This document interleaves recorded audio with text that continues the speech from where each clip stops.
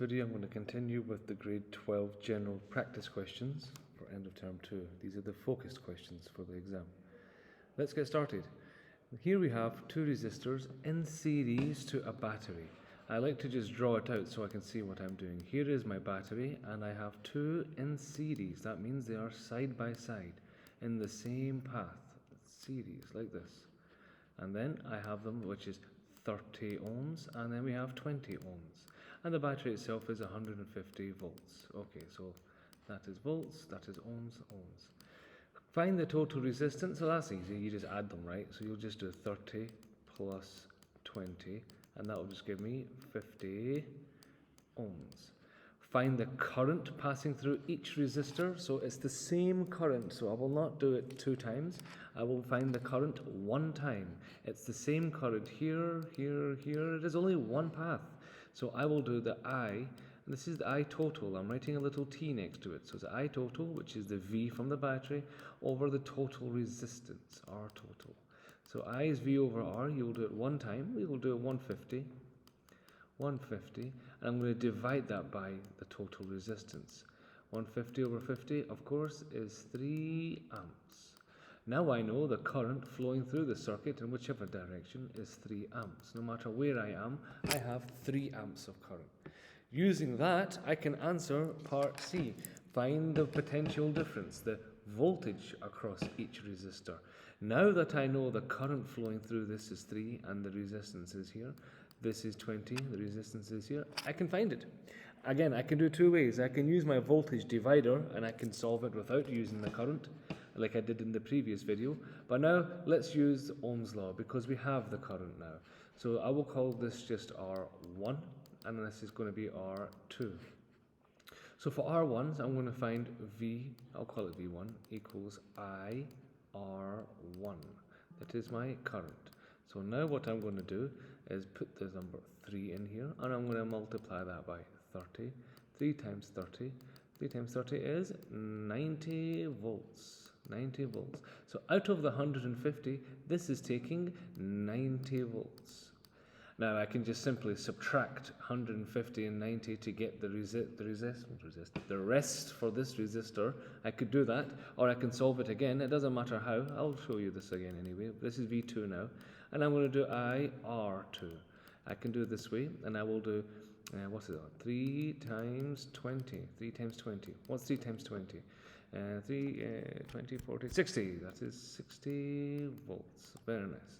Now, I could do 150 minus 90. That would have also given me 60 volts. It's the same. 90 plus 60 equals 150. So this makes sense. Very nice. Over here, we want to find the current passing through the 40 ohm resistor. This is 20, this is 40. Well, we don't have the voltage across the 40 ohm resistor, so we can't do that. But, like I said up here, this is the same current passing through both resistors. If it's the same current passing through both resistors, then I just need to find one of them. In this case, this resistor, I have its voltage. Not the battery voltage, I have its specific voltage. I can find the current using this specific voltage. I have 80 for R2, 80 divided by 20. This is specifically for V2, so I can do this, 80 over 20, and obviously if you do 80 divided by 20, you're going to get 4, right? So I'm going to do, I've done it here for some reason. But anyway, it is 4 amps, 80 over 20, V over R, for this one here. Find the voltage across the 40 ohm resistor. Well, there's two ways. You can see that 40 ohms is double 20, so this should be double this. They're directly proportional if you remember the formula, the same famous equation, V equals IR. They're directly proportional with each other. So this should be 160. Let's double check to be sure. Let's do it. 4 times 40. 4 amps times 40, that's now for this one here. And if I do that, I will get 160, exactly as predicted. Very nice. Find the voltage across the power supply. I can just this time simply add them. I have 160 over here, and then I have 80 over here. 160 plus 80. 160 plus 80. Putting that into the calculator or doing the sums in your head. Obviously, if you're good at maths like I am, you don't need a calculator. You will do 240. I totally didn't cheat. 240 volts. That's a 4. That's a very creaky table. I'm sorry about the table. There we go, 240. Find the equivalent resistance. That's series. You just add 40 plus 20. 20 equals 60 ohms. I'm giving you a bad habit here. You're supposed to do formula, numbers, answer. You will maybe lose marks if you don't, so be very careful. If you get something wrong here, at least you'll get marks for the formula. I should write it. R series is R1 plus R2. By doing that, you are guaranteed at least 2 marks for your exam if you have a mark for the formula. Okay, done. Now we have a junction, current coming in, so we have 3 amps coming in and 2 amps also coming in. But then we have 4 coming out, 1 coming out, and 2 coming out. This is basically Kirchhoff's current law. That tells me that I coming into the junction, the current coming in, should equal to the current coming out of the junction. They have to be equal. You cannot create charge. You cannot lose charge. They don't disappear. They don't conjure into existence. Whatever comes in must come out. So what's coming in? We have 3 plus 2 coming in. Only these 2 are coming in. So that's 5 amps coming in. 5 amps coming in. Okay. What's coming out?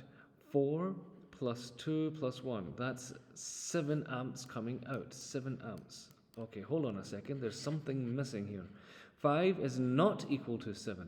I have to balance this. They must equal to each other. So 7 minus 5, that's 2. I am missing 2 amps. So this ammeter reading must say 2 amps. It has to be to make it balanced. 5 plus 2 is 7. 5 plus 2 is 7. Yes. Now that tells me it is 2 amps and it is on the left side. It's coming in. If this was lesser than this, then you would add the remainder on this side. Then you will know it's coming out. In this exact question, it's coming in. It's on the left-hand side. These 2 work together. So it is not 5A. That's wrong. It is 2A. This is the one that we just figured out. 2A coming into the junction. That's the idea here. Amazing. Now, Kirchhoff's loop rule. Loop rule is the voltage rule. That is KVL, and that's actually the conservation of energy. Don't be confused, not conservation of voltage, conservation of energy. Voltage is energy per coulomb. All the energy that is given by the battery gets used by the components. So that's conservation of energy. What is a short circuit? A short circuit is basically, for example, if I have a circuit here, this is a normal, regular closed circuit. Very nice. A short circuit means if I take my wire and instead I have another junction and I just cut everything across and I have just this. The current is lazy, like you students. This is lazy. It will go then the easiest path. It will follow this path directly. And by following this path, I skip all the components, and this uses a lot of current, and it's very dangerous. Like almost no resistance here. Very, very dangerous. It can cause fires. So the short circuit, when a current flows through a path of very low resistance, bypassing other components, this is exactly how I'm explaining it. So that is a good answer there. C is correct. A complete path, by the way, that's an open circuit. High resistance, that's just a regular circuit. Only operates for a short time. No, that's nothing to do with it. Okay. Now, identify the appropriate current rating for the fuse in the circuit below. So basically, this fuse is designed to break if there's too much current flowing through it in order to protect the circuit. If I get a power surge with too much current, this will break first, which means my components will be safe. Very good if you have expensive equipment. Anyway, what we're going to do is figure out what current we need to have. We know the current as V over R. Now you can see this is a parallel circuit. If you go to my video on series and parallel circuits, you will remember that the voltage here is the same in each one. All the energy from the battery goes through one resistor, and then another one will go through the one resistor, and then another will go through one resistor.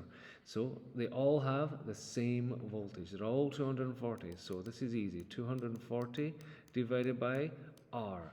I need to find resistors in parallel. You might remember, in parallel, you use the formula 1 over R plus 1 over R plus 1 over R. But there's a trick. If they're all equal to each other, if they all have the same value, I can find it. I can do just R over the number of resistors that I have if I want to find it. I can do 75 divided by, there's 3 resistors, 75 divided by 3. 75 divided by 3 is, of course, 25. 25 ohms. So that's a little trick for you. If there's 2, you divide by 2. If there's 4 of them, you divide by 4. This works if they are equal. If they're not equal, you have to do the 1 over r plus 1 over r formula. 1 over r2 plus 1 over r3. This takes a bit longer, but you will get the same answer anyway. And if you remember my trick, you can do this to the minus 1. Directly you'll get your answer straight away. And you'll get the same answer. You'll get 25. You can verify. But I'm showing you for the exam, quick way to get this. So what I'll do is put that in here. 240 divided by 25. 240 over 25. I have 9.6. 9.6 amps. I have to choose a fuse. If I choose anything below 9.6, this fuse is going to keep popping. It's going to keep breaking because it reaches its limit. So these are no use. I will use the 10 amp fuse. That's the best one. It's slightly above 9.6. It means it will allow the current. And if more current goes, it will still break. If I had an option, if there was another option here that said, I don't know, 12 amps, you might think, oh, 12 amps is bigger, that's better. No, you're better sticking to the 10 amps. Even then, 12 amps will not be good because that will allow too much current. So if my fuse is allowing 12 amps, but I need 9.6, too much current can still be dangerous. So you want to keep it similar to your actual current. The next one up. The next one up from the actual current. So not 8, 10 is good. Very nice. What type of resistance should a voltmeter have to minimize impact on a circuit? So basically, if you have a voltmeter, you're adding an extra branch. If you remember, we add an extra branch for the voltmeter. And now, we don't want current to flow through the voltmeter. No, we want it to continue in the circuit. If we have the current flowing through the voltmeter, then that's ruining my readings of the circuit. So I want to block the current flowing through it. That means I must have a high resistance for a voltmeter. Also, just now that we're at it, if I place an ammeter, you know that an ammeter goes inside the circuit. If I place an ammeter in the circuit, it wants the electrons to flow through. An ammeter wants electrons because it's counting them as it passes. If it has a high resistance, it's going to block the current. Useless. So this should have a low resistance. This voltmeter should have a high resistance. So that's the two things you need to know about this one. Okay, this video is getting quite long, so I'm going to pause it here and move on to the next one.